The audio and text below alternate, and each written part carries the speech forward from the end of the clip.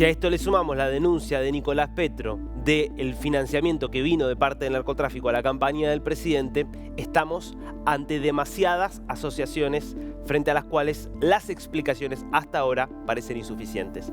Cristian Garcés es diputado por la oposición, por el Centro Democrático, y está en comunicación con nosotros. Congresista, ¿cómo le va? Lo saluda acá Darío Misraji.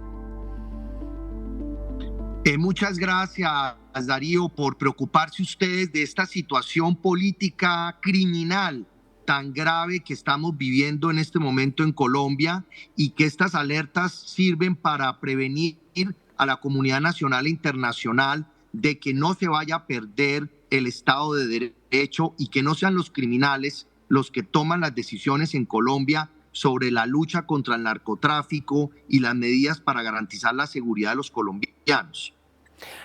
A ver, quiero ir por partes.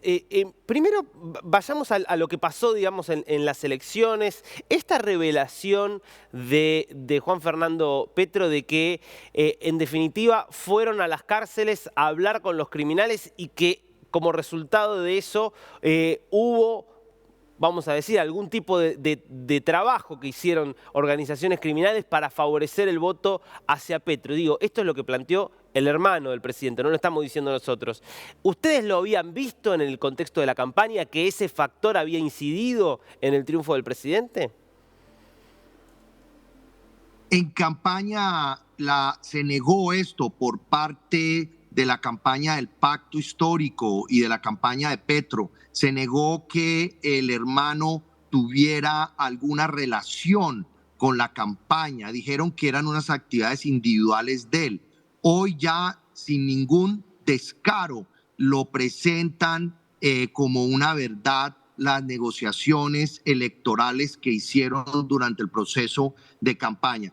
Nosotros en campaña sí notamos que en las comunidades que están en inmediaciones de sembrados de marihuana y de coca hubo una gran movilización para votar. Transportes tipo Chiva, que es un transporte típico de estas zonas rurales, filas de indígenas de zonas cocaleras votando en los diferentes municipios, en las áreas rurales de nuestro país. Esto es incalculable, posiblemente los dineros que se recibieron o se usaron durante la campaña. Y recordemos adicionalmente que la exnuera del presidente Gustavo Petro y que su hijo dieron declaraciones de recursos posiblemente relacionados con personas del narcotráfico que también fueron usados durante la campaña. O sea, se reunieron con extraditables en las cárceles y ahora están hablando de no extradición o de limitar la extradición. Se reunieron con criminales y ahora están hablando de leyes para acabar delitos, para disminuir penas y para una tal reconciliación de los colombianos. Los colombianos no necesitamos reconciliarnos contra criminales. Necesitamos es que la justicia funcione en nuestro país.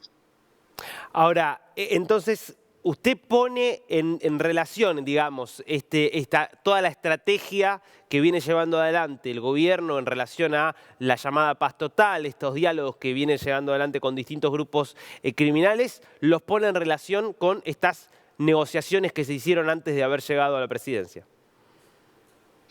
Correcto, así es. Y quiero aprovechar este espacio para mencionar una situación que estamos viviendo hoy, y es el conocimiento de un decreto borrador del Ministerio de Agricultura, donde estarían autorizando la conformación de unas comunidades políticas territoriales provenientes de comunidades campesinas y comunidades étnicas, donde el gobierno les daría recursos del Estado, facultades para crear sus reglamentos, sus alcances, y todo esto en función de defender una reforma agraria que quieren sacar además con otro decreto borrador que está publicado, donde hay una figura de extinción de dominio express, violando los derechos posiblemente de propietarios de tierra.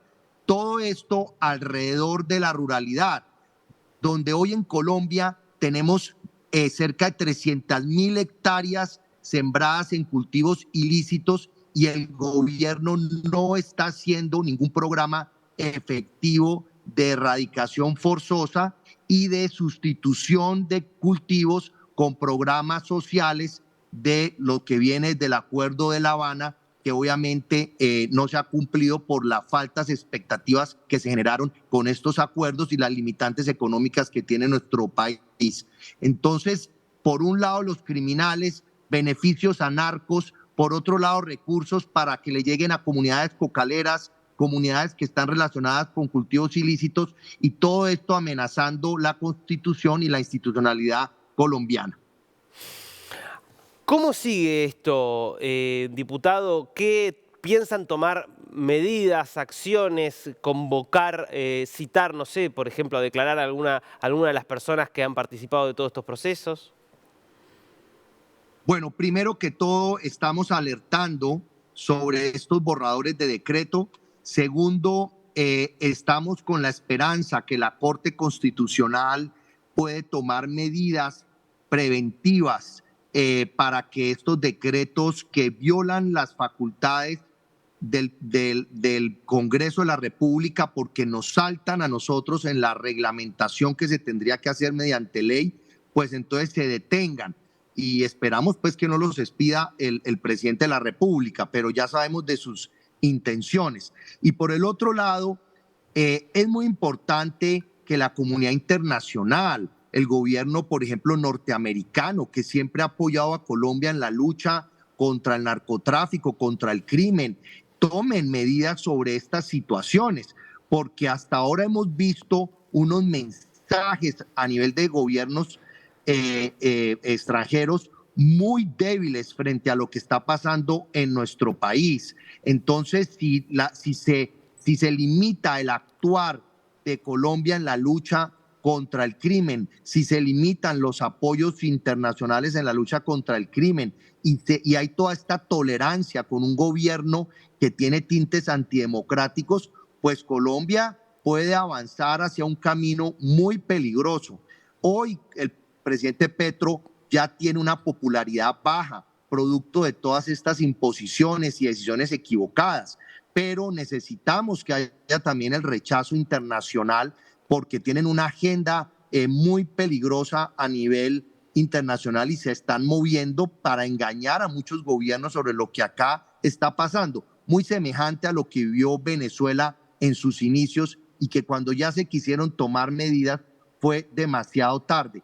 Quiero mencionar un ejemplo, si me lo permites. Sí, claro. Ofrecieron hace poco desde Buenaventura, que es una ciudad en mi región, ofrecieron pagar $1 millón para dejar de matar.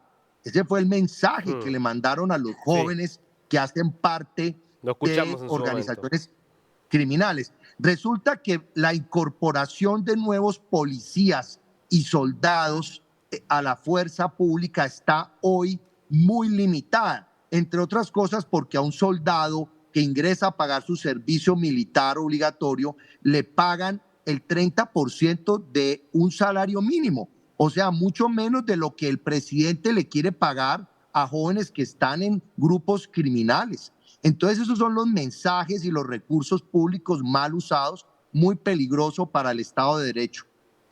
Diputado, le hago una última pregunta, cambiándole de tema, pero que tiene que ver justamente con las declaraciones que viene haciendo Juan Fernando Petro, que es que en otra entrevista también habló de supuestamente que Petro tendría Asperger, que es un trastorno del espectro autista. Después él se desdijo. Ahora, más allá de estas contradicciones que planteó el hermano del presidente y que el presidente también desmintió, ¿le preocupa la salud del presidente? ¿Cree que falta claridad en el gobierno respecto de su estado de salud? Claro, es necesario que el presidente sea transparente con los colombianos. Yo creo que no se va a hacer los exámenes porque él puede tener una enfermedad y dentro de esas enfermedades una adicción a las drogas. Recordemos que su embajador en Venezuela, Armando Benedetti, lo dijo en unos audios que se conocieron.